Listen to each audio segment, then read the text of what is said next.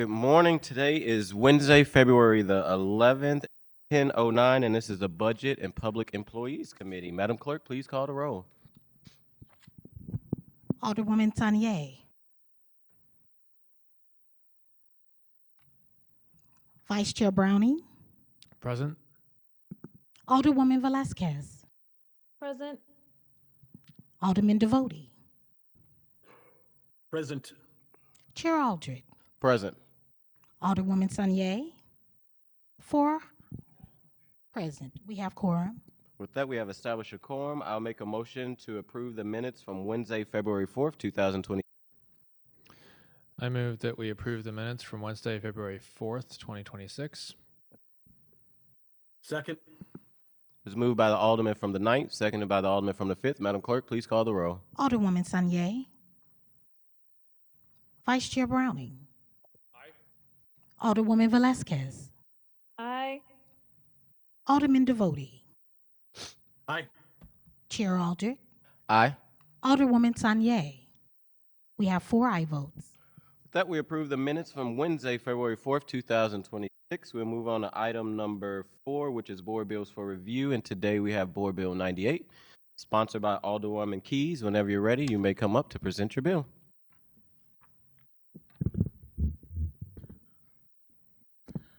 Good morning, Budget Committee. May I please have the clerk or secretary to read the summary? Thank you. Board Bill number 98, introduced by Alderwoman Laura Keys. This board bill seeks to authorize the assurance by the city, acting through the treasurer of the city in his capacity as supervisor of parking meters, of up to $5 million aggregate principal amount of parking revenue bonds. The bonds will be secured and payable solely from the parking assets pledged under the indenture of trust dated as of December 1st, 2006, as amended and supplemented from time to time, including real property and future income. Proceeds from the sale of the bonds will be used to 1. Finance the cost of the acquisition of certain real estate, provide for the funding of any required debt service reserve funds, if any, and pay the costs associated with insuring the bonds.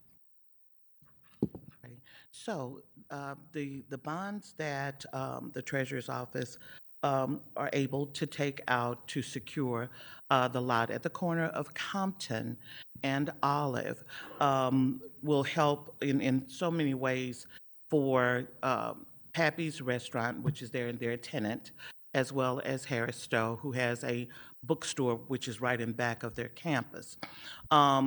There were some concerns about this bill. Those have all been ironed out, and we have experts here this morning to talk about those things, including Adam Lane, who is our city's treasurer.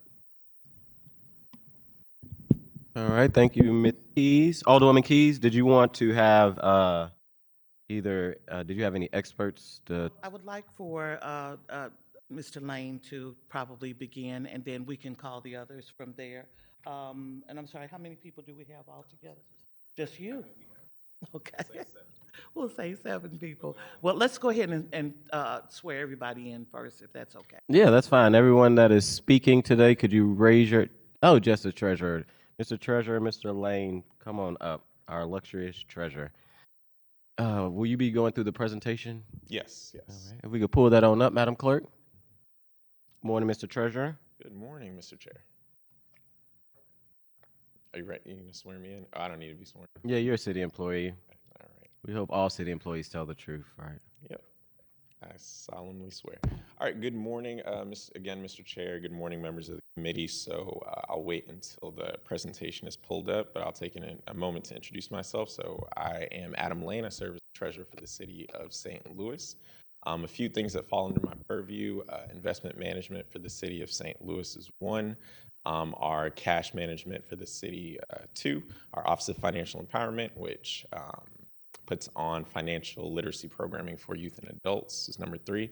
And then number 4, under the purview of what we're talking about today, is parking. So about 8,000 metered spaces. I'm sorry, Mr. Lane. Could you speak into the mic? Yes, I can. I'm sorry. Thank you so much. I'm usually not tall, but Oh, you can take it off either way. I was going to try to raise it. That's as tall as it goes. I'll talk into it. And then parking. So we might manage about 8,000 metered spaces that are on street, and then we have a total of 12 lots and garages that we have across the city. We can go to the next slide. So the bill that we're talking about today is relatively simple. So I'm going to use some time to talk about why we're here and do some information sharing about the role of the Treasurer's Office in development, particularly as it relates to parking. So lately, as a city is trying to grow and trying to go through this renaissance, we have been, and as we have a lot of businesses and organizations that are growing too, there has been a demand, more of a demand to work with our office in being able to provide parking. And we get a lot of requests in, so there is an opportunity, or probably will be an opportunity, that we're back in front of you sometime in the future to support development and growth in the city of St. Louis. So what we do is, in addition to operating our parking garages and lots, private entities often look to us as a partner to be able to provide parking where either they cannot because of more expensive financing methods that they'd have to go through, or just an opportunity for the city to be able to control and manage that parking through our current portfolio, which provides a great economy of scale. Usually our parking spaces are 15 to 20% lower in price for the public as well compared to private entities. And then again, as an enterprise fund, we do have the authority to be able to issue bonds. So the question is, why are we here today? Government checks and balances. So one of the things which I, agree with is anytime we need to sell or buy something, we need to get Board of Alderman approval. So what that does is allow you all as legislators to see, what the city is doing with its finances and making sure that we're good stewards of that too. We have a very lucrative space or lot or garage, and the treasurer just goes ahead and sells it. And then all of a sudden we're like, well, we just lost an asset. So that just gives this process gives an additional check and balance for our office. We can go to the next slide. Cool. So this project specifically is the lot that was formerly a BP gas station at the corner of Compton and Olive. What this project will do initially, so this parcel was up for sale. We looked into that and thought it would be a great opportunity for the city to be in this space for many reasons. But it would create 143 spaces. And you can see that red area is outlining the parcel that we will have. And then you can see additional data on the total site area.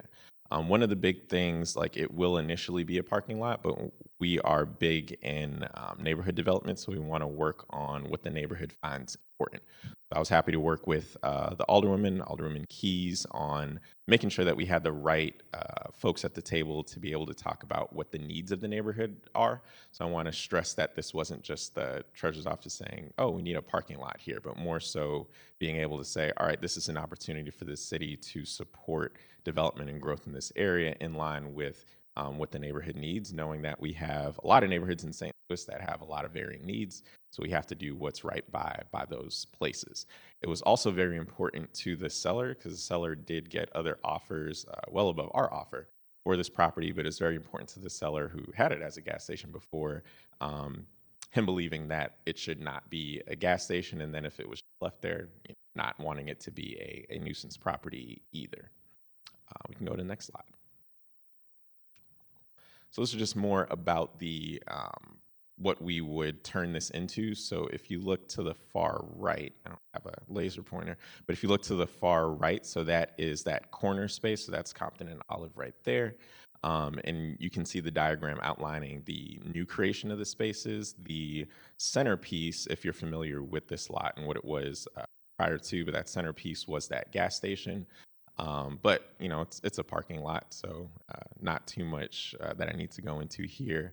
If we go to the next slide, though, and talking about the neighborhood development, so one of the things that I do want to stress, if you look close to, so what would that be? My north, southwest, and east aren't great, but if you look toward the east side of the field, so on the screen to the left, you'll see that building, that Harris Stowe building. Directly behind it, there's actually a new access pathway, and we were in our conversations with Harris Stowe because we wanted this to be something that was beneficial to all the stakeholders. They talked about the opportunity to have that access path because on this property is the Harris Stowe bookstore. So that creates an access path directly from the university to their bookstore, where previously, or I guess right now, what Harris Stowe students have to do is walk all the way around to be able to get to that bookstore. So it provides a good footpath and traffic for them. And then, yeah, this is just another view of that area. We can go to the next slide. Cool. So the need for public parking, and I will speak to, I'll speak to these points first, and then I'll go into some other concerns that have come up. So one is just the economic growth. We know that there's demand for this because of the business that the Chaifetz Arena does. And one might say, well, they have a big parking garage that's right there, and that is a private lot. And I'll speak more to private lots in a bit. But with that, there is always overflow. So this lot previously was pretty full. Granted, they had a limited number of spaces because of the gas station that existed. This lot was pretty full even during those Chaifetz Center events. The other thing about that is with that parking garage being a private lot, they can open for events, but they don't necessarily have to. So that is not something that's public and open to the public 24/7. So if there is an event going on in the Olive District, or I guess the Locust District, and that does not have anything to do with the Chaifetz, that garage might be open, it might be closed, but if it is closed, that's their prerogative, and that demand, it has to be pushed somewhere. So there is a big demand for parking in this area, I will say. And then also for the properties that are on there, so Pappy's is on that. They've provided a letter of support, and they have immediate and expanding needs for parking as well. And there is a provision in the agreement as well to make sure that we have those reserved spaces for Pappy's and their customers. So they'll have that. Okay, we can go to the next slide. Cool. Prevalence of private parking. So in a nutshell, and I'm sure you all know this from your work as alders, whenever a developer, especially a developer that might have housing units, is putting up that development, they usually try to make it more attractive by saying that there will be parking spaces offered for those who want it. And what that actually creates, and you can see that a lot in this district, are spots that have private parking, but it's specifically for that building. So a developer could put up a building that has 100, let's say 200 units, and they have 75 units of parking on their private parking lot. If they have 75 tenants that use that parking, great. That parking lot is full. Oftentimes, that's not really the case. So they might have a lot that has 75 spaces and 25 people are using it on average. And then when you multiply this by multiple developments in that space, you have underutilization of private lots. The problem, well, that's already a problem. The further problem there is that if there are public events, people can't park on these lots. So if they're going to Pappy's, they can't park on the private lot for, ABC lofts. So it appears that, well, there's more parking available there and there are more lots there. They're just not public lots and lots that people can use to access public parking. I think this is a larger problem and one that my team is looking to, I wouldn't say solve, but looking more into how the Treasurer's Office and the Public Parking Division of the city can be a solution generating entity in this space and really take the lead in working with developers. But this actually works to solve that. So if a developer is saying, hey, we want to put up residential units, we need 25 parking spots, instead of actually building their own parking lot or securing space to put up a private parking lot, they would just do a master lease with the Treasurer's Office, which is what we do with a lot of other residential developments in spaces, just to make sure that we're being efficient as a city and maximizing our space in the best way. But they would enter a master lease. They would, they go and promote their development, say that we have 25 spots available for their 100 units or whatever it may be. And then they're actually using that public parking. They have their master leases and still are able to capture transient parking for events and anything else that might happen. So what this allows us to do, again, is have developers that know that there are public options that they can partner with to get those leases, have parking available for their tenants without putting up yet another lot. I think there was a comment online, and I love online comments, but there was a comment online about like, how does more parking lots mean less parking lots? And that's actually one way. The more, I would say, public parking lots that we can create, so that if there are 2 developers coming in, they need 50 parking lots instead of having 2 lots that are going to be at 25% occupancy. We can use a treasurer's office lot, a public parking lot, to be able to satisfy that developer need, and then make sure that we either have more green space, make sure that we have more land for development that's going to be storefronts and things that are not just parking lots and garages that are sitting. Next slide. Cool.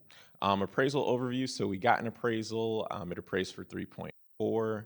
So yeah, so that's the appraisal. Next slide.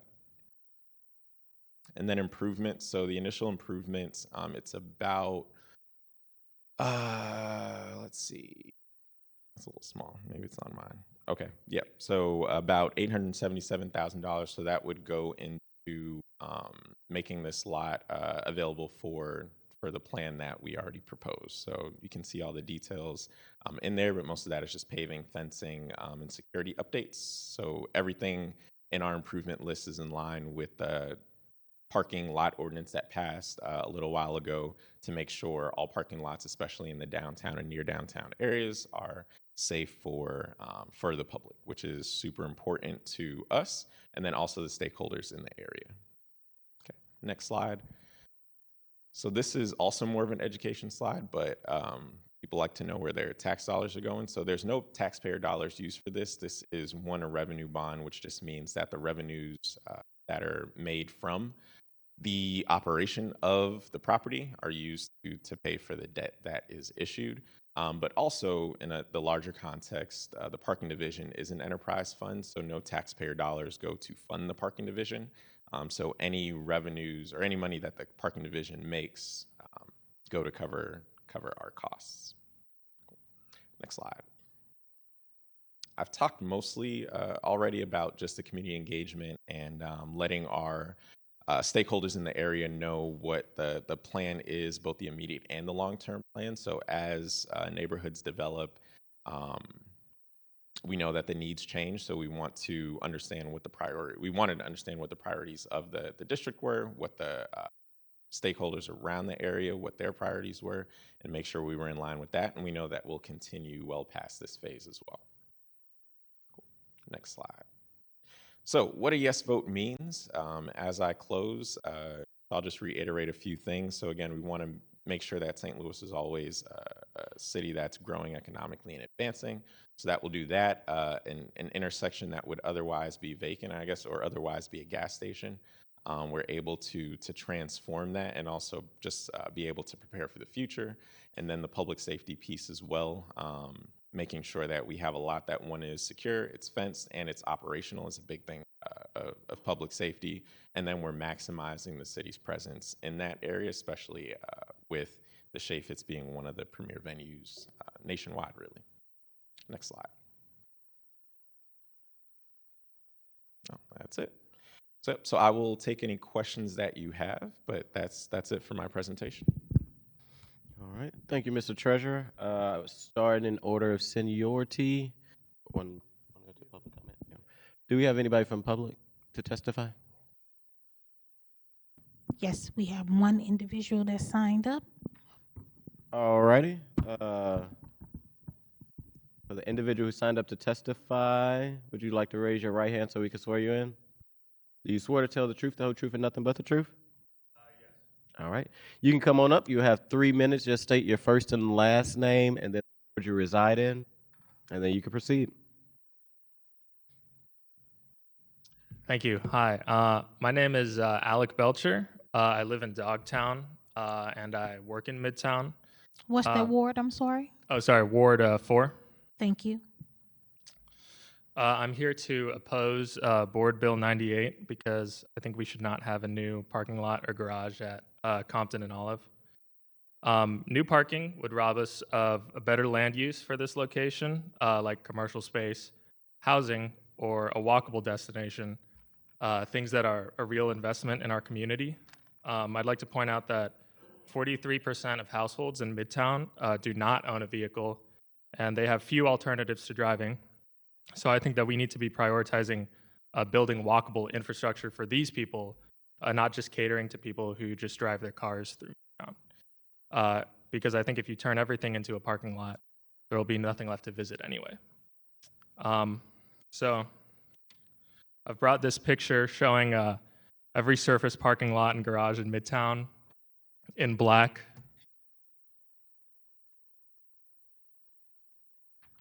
As you can see, they're all over the place.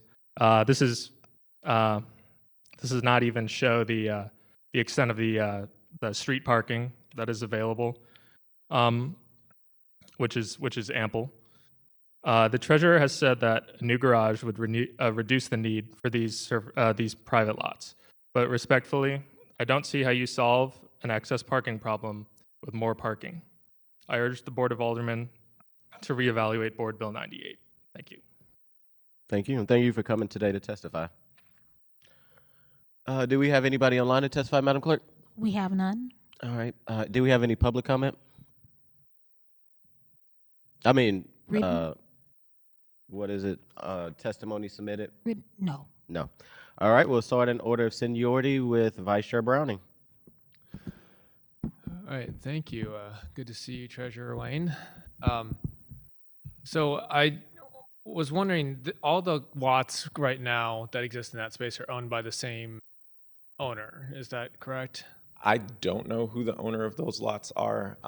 I would say probably not. I think there are, so if you're on Locust, there are some lots that are owned by the property managers of those different developments. So if those are similar developments, then yes, but I would probably say a lot of those are not owned by the same owner. Well, what I mean is the lots that we're acquiring here. Oh, just on this property. Okay, I thought you were referring for now.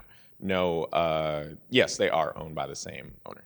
So what prevents that owner from just using this as a private parking lot and charging, for the spaces on their own? Yep. So, I mean, if I could give an analogy, it's like if someone owns a 4-family house and they're selling it, they could also just say, well, what prevents them from just renting it out and, taking the proceeds there? So the owner just doesn't, well, one, want to be in the parking business, and they might have other capital needs for other projects. So it's just something they didn't want to do.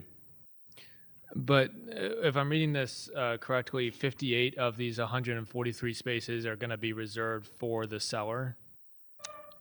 Not exactly the seller, but yes. So that would be an example of a master lease. So they are leasing spaces to make sure that Pappy still has their spaces. So those spaces are the ones in the rendering right behind Pappy's, and it would only be from 8 to 5, so during their operational businesses. So that's for their employees and customers. So the rest of the time it would be a public lot, but between 8 and 5, it would be reserved for Pappy's and those businesses. Yes, and essentially it's a public lot throughout those times because it would be the public parking there to go to Pappy's, but it would essentially be free parking so people going to Pappy's would not be charged to go to Pappy's. Okay, and it's a master lease, so are they paying to rent those spaces to the city? I believe we would own it, but they would be using it? I believe so. Is that accurate? Is that a master lease for the space? If anybody, if you have anybody Yes. speaking, it'd be Yep. if they end up it's- just the mic, so that you're fine. Yeah. So yes, it would be. So what are the estimated costs for running this lot versus what would the city get from these spaces as a purchase price of? So these are for $5 million in bonds. I see that the assessment came around $3.5 million. Mm-hmm. So I'm assuming we're not absolutely paying 5 million for this. We're paying about 3.5 potentially. And then there's obviously the improvements that need to be made for another 800 to 900,000. I'm just kind of curious about like the operation of this. This is an enterprise fund, since it has to be paid for, as you put it, the revenue bonds, revenues from the operation of the property are used to pay back the debt. So what would these spaces need to make in order to, and like how quickly do we expect to make up the cost of the acquisition and improvement of this property? What does each space need to make? Well, yeah, like what is the cost? What are the revenue projections? Mhm. Like how long would it take to pay off the cost of acquisition and improvement of this property? So like any project, especially on a revenue bond, well, one, you don't get the bond unless you can pledge those revenues to it at least 1.2 to 1.9 times. So we're looking at 1.2 to 1.9, and we're going to be significantly over that, but 1.2 to 1.9 times what the annual services. So just to clarify, you're saying 1.2 to 1.9 times what the annual service. So like, I'm not quite understanding. So is it that how many years, I suppose, like if you're buying a house, right, and you have a Right. mortgage, like you know you're going to pay it off in 30 years, you get a 30-year mortgage. Like what are we assuming? Yes, so I understand what you're asking, and I will say in the parking business specifically for a lot, there are a lot of variables that go into that. So it's not like, again, if I use the word, unit home example, it's not like, well, I charge $1,200 in rent for each unit, because you're gonna have, it's almost like if you have 4 units and maybe you have a 6-month tenant, and then you also have Airbnb in some of the units at certain parts of the year. So we have both transient parking, we have master lease. One thing that could happen is that we do have master lease with another residential developer that might be there. So they could come in and say, we've previously parked here, or we haven't been able to park anyone, and we want to come in. So the revenues will come both from transit parking, from potential master leases, which we don't know about. It could also come from student parking, and then events change on a year-by-year basis. So even when we use our lots downtown, City Hall lot, Keel Garage, or the Enterprise Garage, every year there are a certain number of events, but those events are not the same. They don't all have the same demand. But that's why I said what we have to do is at least make sure that we're meeting our minimum debt service requirements, and we know that that is going to be at least 1.2 to 1.9 times what that annual payment would be. Okay, yeah, because to go along with the analogy here, like if I did have a 4-family and I was renting it out, I'd at least want to make sure that the revenue I was getting from it was going to pay Right. the acquisition cost of it. Absolutely. That, like if I say took out a mortgage to buy it, I want to make sure that the payments were at least paying the mortgage plus maintenance, and then hopefully a little extra too. Otherwise, what was Right. the point of buying it? Right, exactly. And your biggest thing there would be the demand, making sure that you fill the units. In terms of price, that's going to be dictated by the market. So I could talk about what prices are, but those are just our normal prices that we charge at our lots right now. And you mentioned that the Transient prices parking. are usually a little more affordable than like private options. Is there a reason we offer cheaper parking than private options? Like, shouldn't it feels like we're subsidizing it a little bit for. We are, Mr. Browning. If you would like for us to increase it, we can do that, but I would caution against it. So one of the lots that we operate is City Hall lot, right? And most of the folks who park there are city parkers at a monthly rate. And if we were to increase that, a majority of our parkers are, city parkers, especially at our garages. So where a garage over by T-Rex might be charging $200 a month, probably at, 120, 110 for our garages here, not because of the location or the type of garage or the upkeep, but mainly because we want to keep prices affordable. And we know that, as an enterprise fund, our goal is not to, make as much money as possible. We still want to be fiscally responsible, but we understand who we're working for. And it's, at least in these garages and lots here, it's for our city employees. So it would be unreasonable for us to increase those. Yeah, and obviously I'd want to look into it more with more information about what price, we're charging versus the demand, and how we're kind of inducing demand by perhaps provide, as you put it, an excess of parking, kind of encourages people to drive to the event rather than find alternate ways to go. But that being said, if you've ever tried to take the Metrolink to like Chaffetz Arena, it's not really a pleasant way to get there because one, that stop is underneath the highway, and you have to kind of go up and walk along a really busy street that doesn't have a great sidewalk, and it's just kind of not a walkable area. But that's a tangent. I think I'm just kind of focused on the cost because if you're looking at $5 million for 143 spots, really 85 spots that are ours 100% of the time, that works out to be about 58,000 spots, or $58,824 per spot. It typically costs $1,500. Just quick research here, but I was looking at clearly costs about $1,500 to $3,500 per parking space for like a surface parking lot, $25,000 to $35,000 per space for an above ground garage. This feels like we're overpaying for a parking lot, but I'm trying to hear from you, like, what is it that makes this land at this price that makes this deal work well for the city? So if you could clarify a little more the overpayment part. So we are actually, so our purchase price is under the appraisal price, and we also used our comp. So like I said, we're in the parking business, so we actually used CompStat.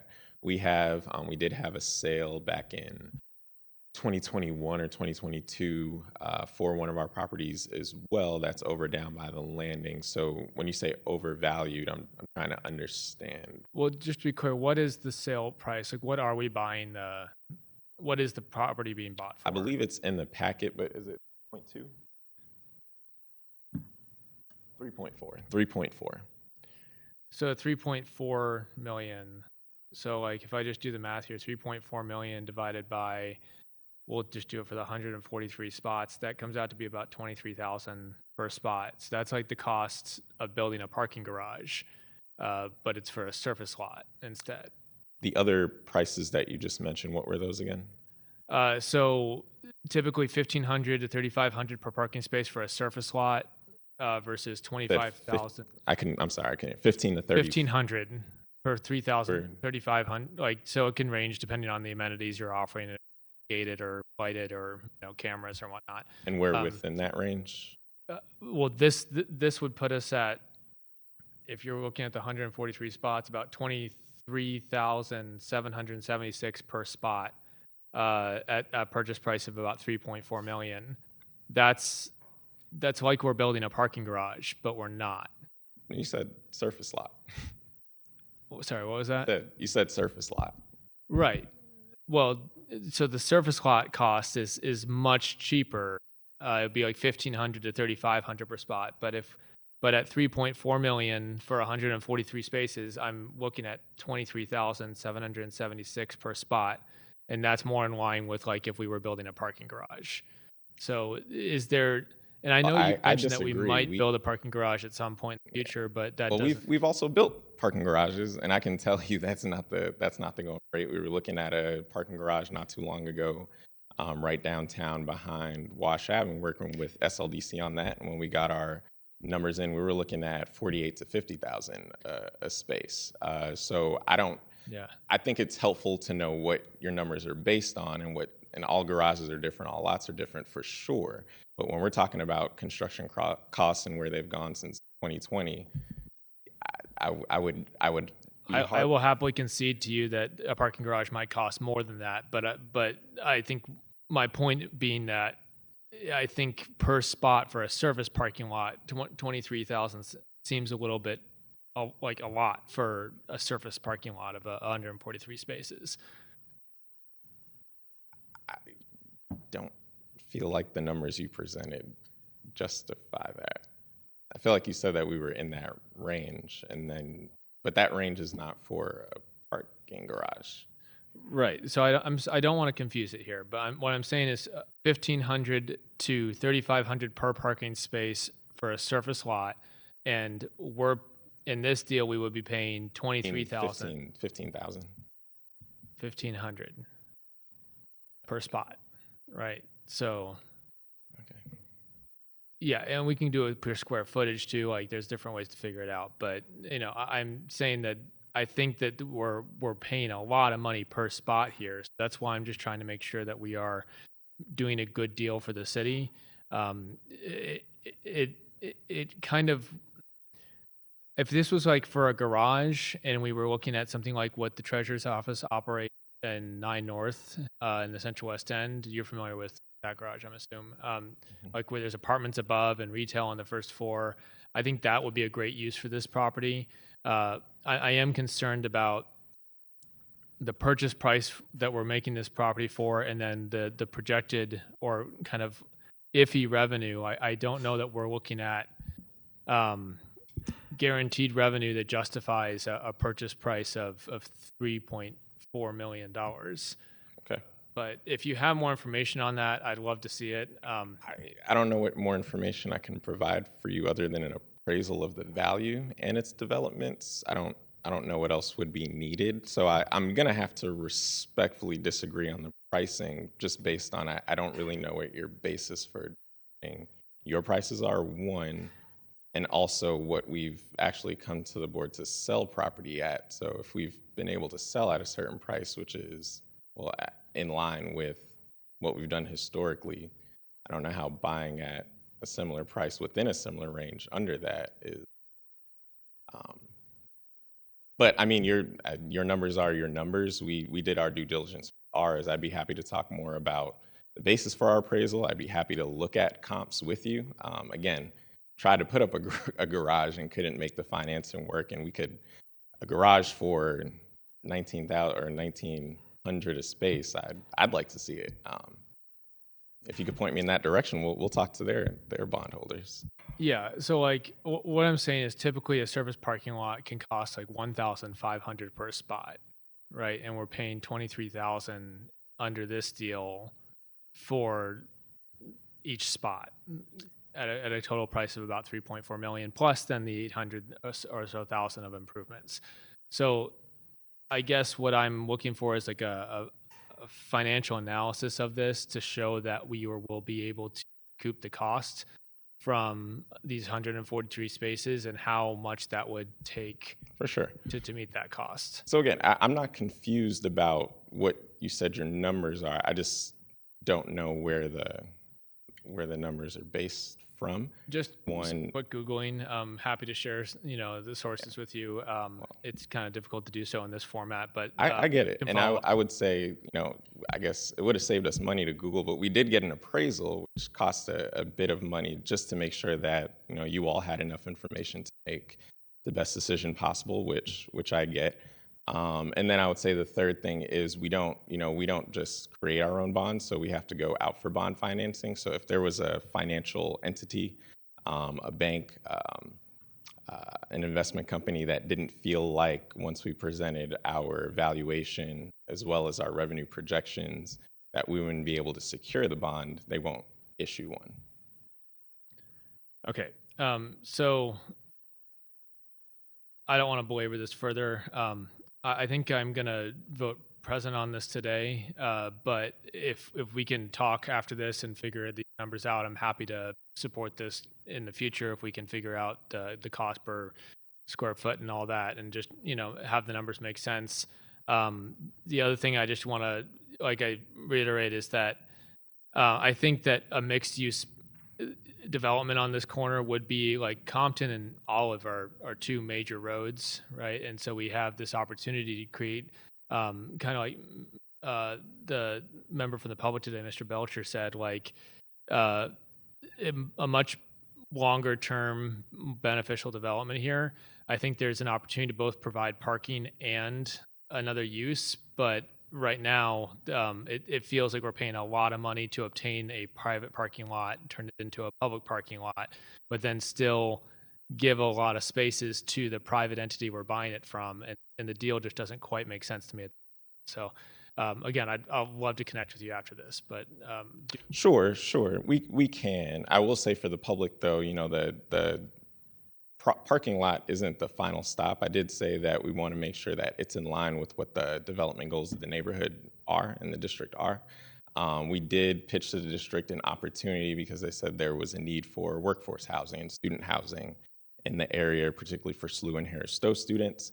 And so those are things that are on the table, and making sure that there is a residential pad above that. And I will say those things happen when, we can't plan for something that we don't own. So we can plan right now. We know it is up for sale right now, and we can make sure there's availability for parking given the demands now. For the future developments, we're definitely building this with the intent to make sure that it doesn't remain or it can only be a parking lot. So we're building that pad, we're building that area to make sure that there's an opportunity for there to be residential above it. But again, that doesn't happen if we don't own it. And then, yes, we can talk, but mathematically, the cost doesn't go down if we, one, have less spots, one, and then two, yes, those 40 spaces are reserved, but those are paid spots as well, and spots that will be used. Okay, I really appreciate it. Thank you. Alderwoman Velasquez. Thank you, Chairman, and thank you, Treasurer Lane, for being here. I'm not going to get too much into the numbers. I think my question is, obviously, for Alderwoman Keys too, I know this is her ward and she knows this neighborhood well.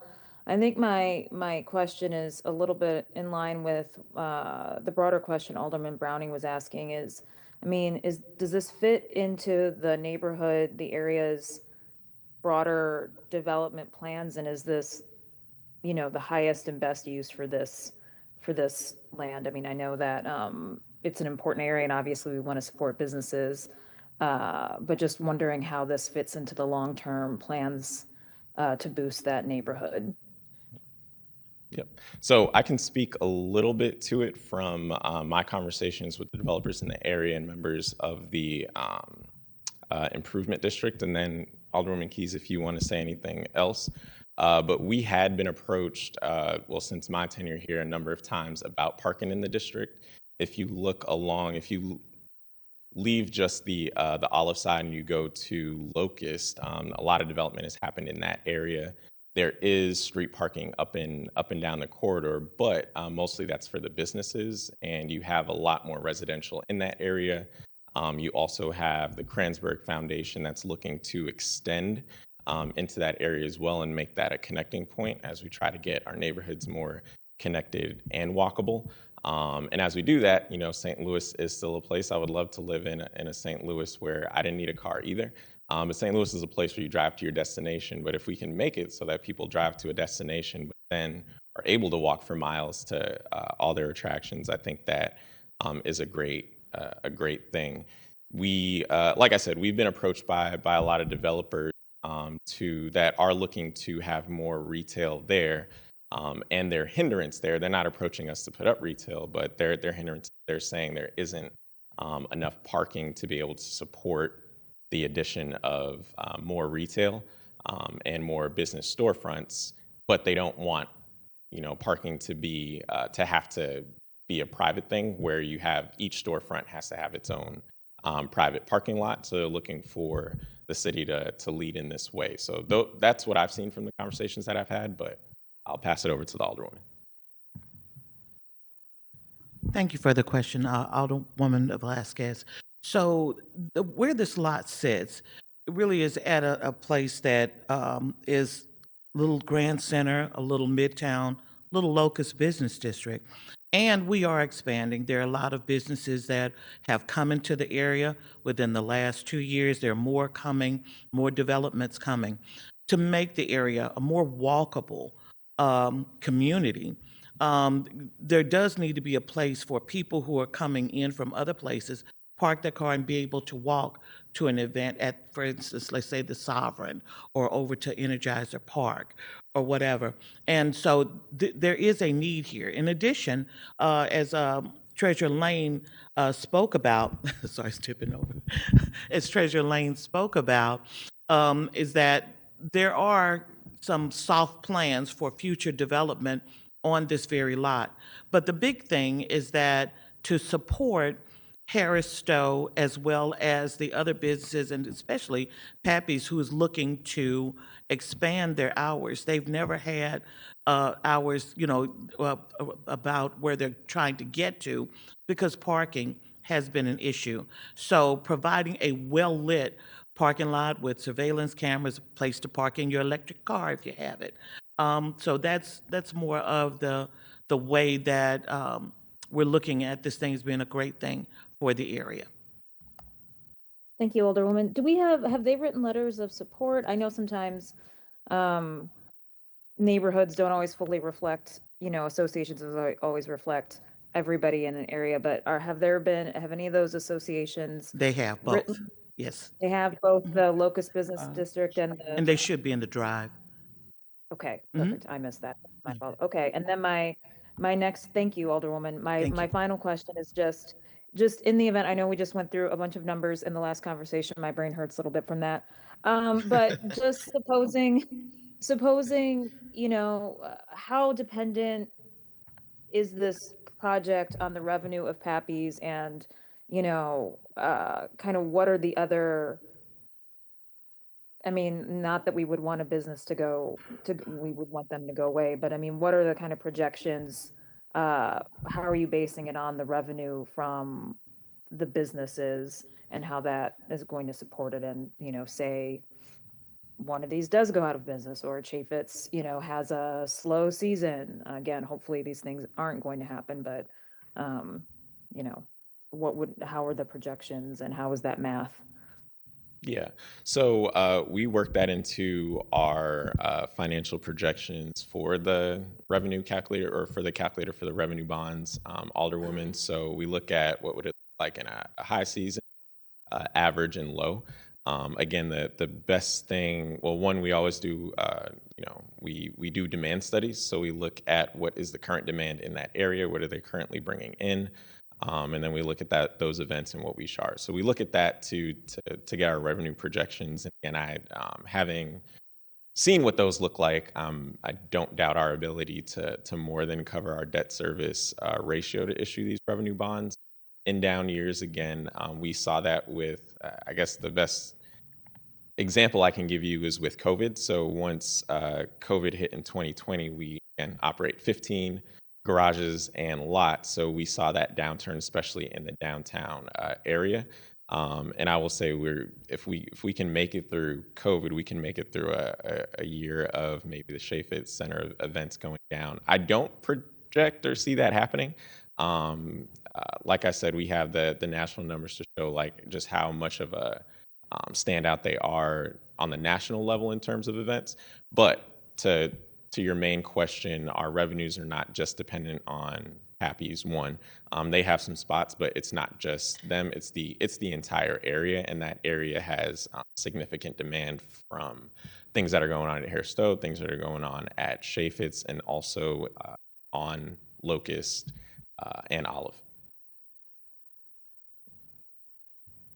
You're on mute, Alderman. Any other questions? Thank you, Treasurer Lane. Thank you, Chairman. Alderman Devoti.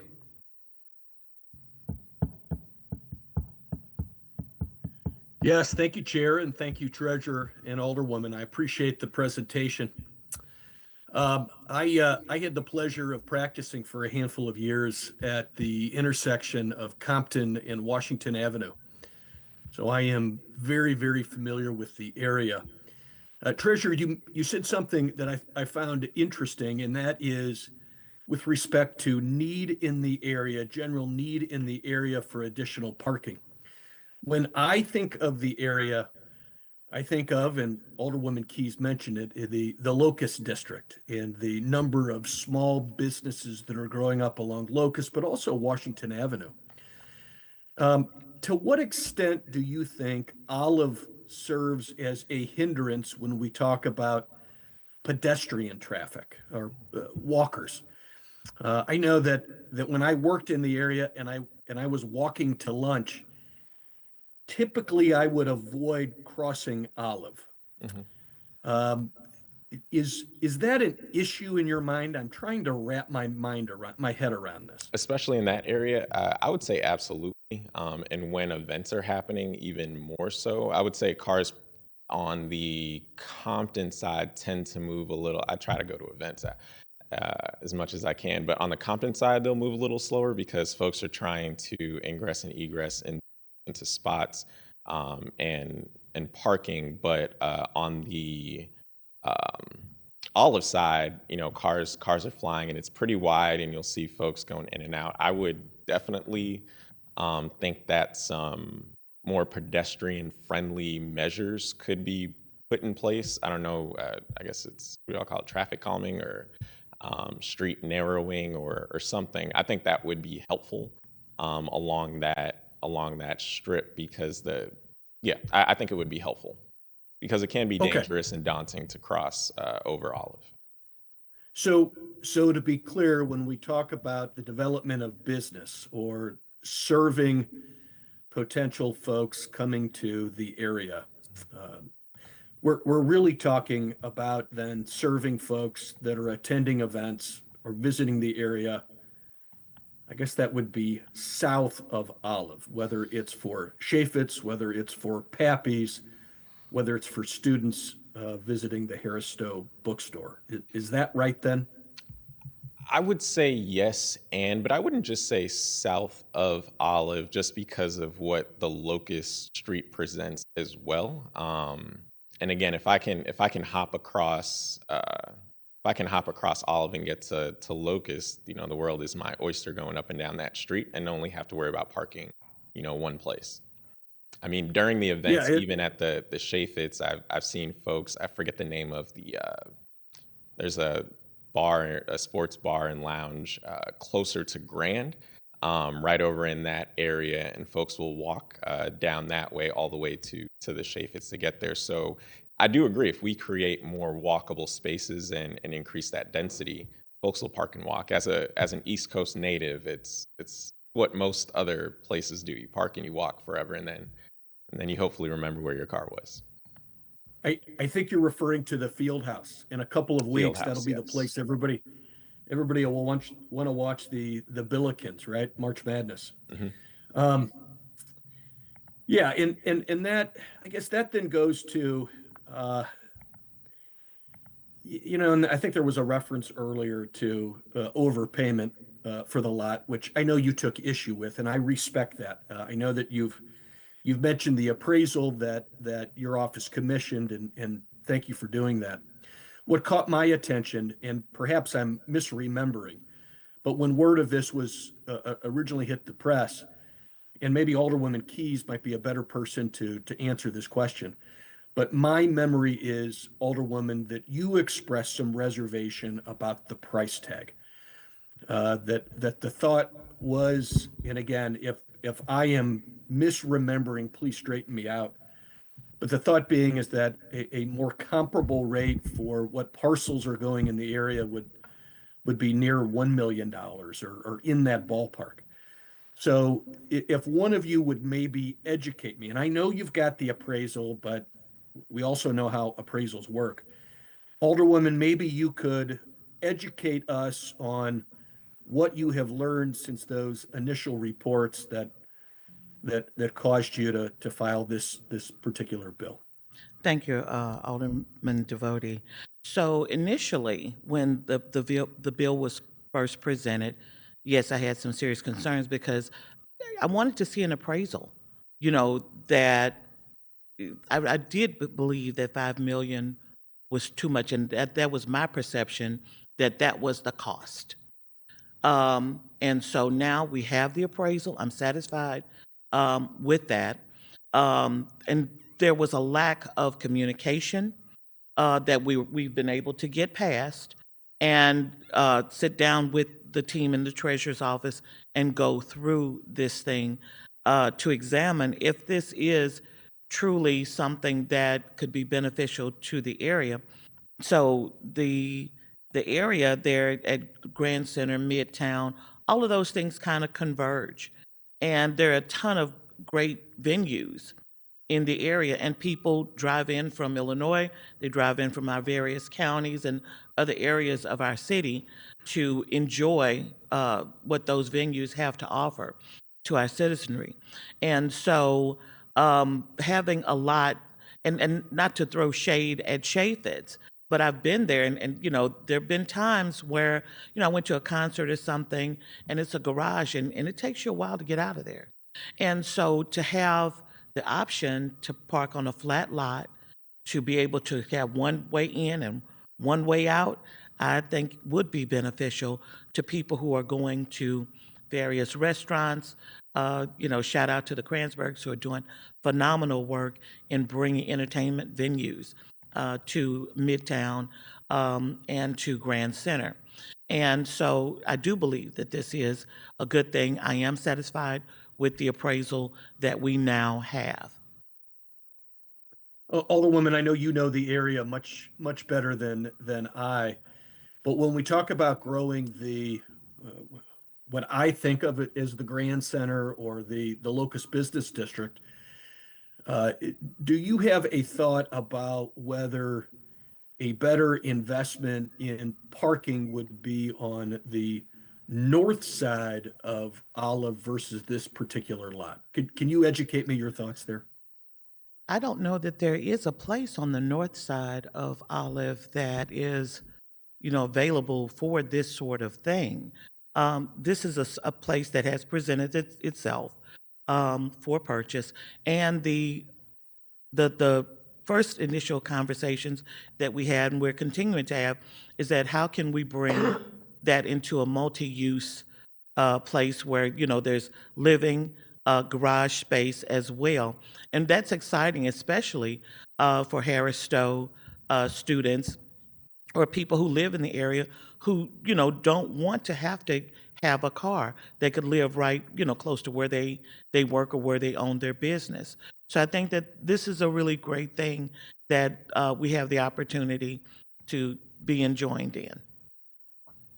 Finally, Alderwoman, I know the treasurer made mention of other potential buyers. Do you know through your seat, do we know anything about those other potential buyers and any of their proposed uses or what their plan might be? I don't have any of that information. We already said no to gas stations. So we gas station. I don't even count. I'm sorry, I don't even count gas stations as a serious proposal, simply because we are inundated with gas stations. And I really believe in the elevated 11th Ward, and I've said this many times to those persons who have contacted me about yet another gas station, is why do you think I need that in my community? My community is not clamoring for yet another gas station or convenience store. And so, like I said, I'm almost dismissive because I want to hear something really substantive about what the people in my community want. And I guarantee you, it's not gas stations. Fair enough. Last question. With respect to, and if the appraisals were provided, I missed it, I overlooked it. But it sounds like you've reviewed the appraisals that the Treasurer's Office commissioned, and you are satisfied with the numbers you've seen. Is that a fair statement? I am satisfied at this point. We understand that it's going to still take, even though the tanks are out of the ground, we still understand that some work has to be done. The resurfacing, adding of additional lighting to make it a bright and inviting place that you feel safe parking and walking away from your vehicles, security cameras, as well as being able to accommodate people who drive the new electronic vehicles. So I'm okay at this point. Thank you, Alderwoman. Thank you, Treasurer, and thank you, Chair. Appreciate your patience. And Mr. Chair, if I could add, just for one of the questions that Alderman Devotie had asked. So one of the questions you asked brought up a great point, Alderman. You didn't say yes silently. Anyway, I don't want to assume. Sure, you can proceed, Mr. Treasurer. One of the things you did bring up was just, the questions that you asked got me to think about what is the opportunity cost of the city not having this space, right? So we could not purchase this parcel, and a private entity could purchase it. The seller could say, well, I don't want to own this. Someone else can open it. and I'm going to take my cash and go, and that's fine. And we think about the opportunity cost. Is that still going to serve Pappy's as a business? If you have a private lot entity that says, well, we want to charge market rates, and this is, or non-market rates, and this is just what we're going to charge. And what does that do to the current businesses that are there and have been operating in that time frame? But also, if a gas station does go up and they're doing really well, and the neighborhood comes back and says, well, we like to do this. Well, I'm a private gas station owner. I don't have to do anything. Whereas, with the city, we have an opportunity to say, okay, well, if these are the needs and the growing concerns of this neighborhood, this is where we can be flexible, turning a lot into a garage with residential, or turning a lot into a green space. We have that opportunity as a city, but that's an opportunity that we forego if we don't step in. And it's like, we could not, but what do we forego? Thank you, Treasurer, and thank you for making the point that I asked a good question that made you think of a good point. Several good questions. Because I know the chair loves hearing things like that, so it's appreciated. I always appreciate the amazing questions that come from the newest member of this budget committee, Alderman Devotee. He gets so lawyery. You almost thought he was a lawyer or something, the way he just dissect those questions. And to that, I will say, one, I support the legislation. The last thing you just brought up, Mr. Treasurer, is, I think that's a really good point, that city taking this on gives a better opportunity to work with stakeholders in the community and the alder person to figure out what that development is. It sounds like the city wasn't to get this parcel that the private operate, or the people that wanted to privately own it, would turn it to a gas station. And I totally support the Alderwoman at 11th Ward. Northside, even though this is the unique part of our ward where we got, North and kind of Midtown, and we've been working very closely when you talk about development in the Locust Business District. We've been working with the Locust Business District. We actually got some appointments coming up this week to bring more development to that area. I think it's some really exciting things that's coming, but Northside is already saturated with gas stations. And if you just look at the map at Jefferson and Dalmore, my ward, there's already, not too far from this location, is a gas station. You go a little further down, Jefferson by 40 is another gas station. So there's really no need. So I do love the idea of being able to city owning this to figure out what that development is. If it's a surface parking lot, it makes it a lot easier to kind of build from there. And I love that you guys are already looking at safety requirements. This Board of Aldermen passed my Board Bill 44, and 2324 that talk about the requirements that are needed on surface parking lots, from lighting and bollards, which I see is in the legislation that you guys talk about, security cameras and all that, to make sure that these surface parking lots are safe. So, I support it. It sounds like there's no other use really that would go there privately besides a gas station. So, this is, I think, I know we wrestle with in the city of people feeling like we do have too many parking lots, and I understand that.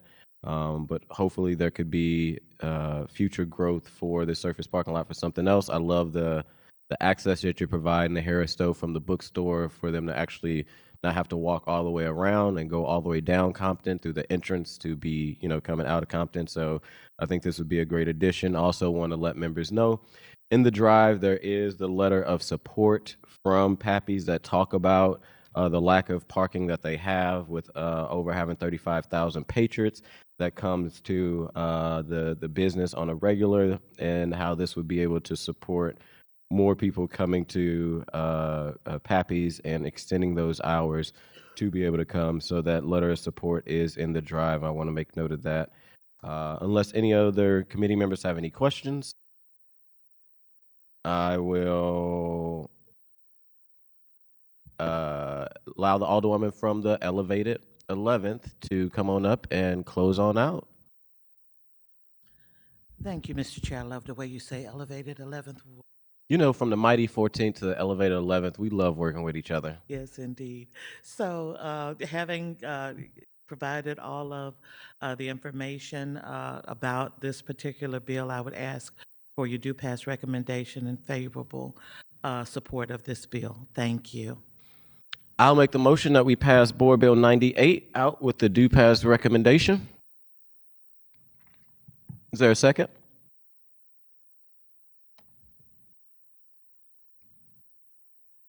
Second. Madam Clerk, please call the roll.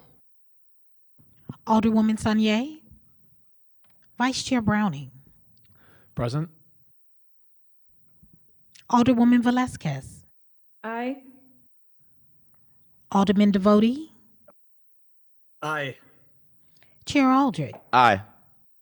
Alderwoman Sanye. We have one present, 3 ayes. With that, we have passed Board Bill 98 out with a do pass recommendation. Congratulations, Alderwoman Keys. I just wanted to say thank you all so much for your time and patience in listening this morning.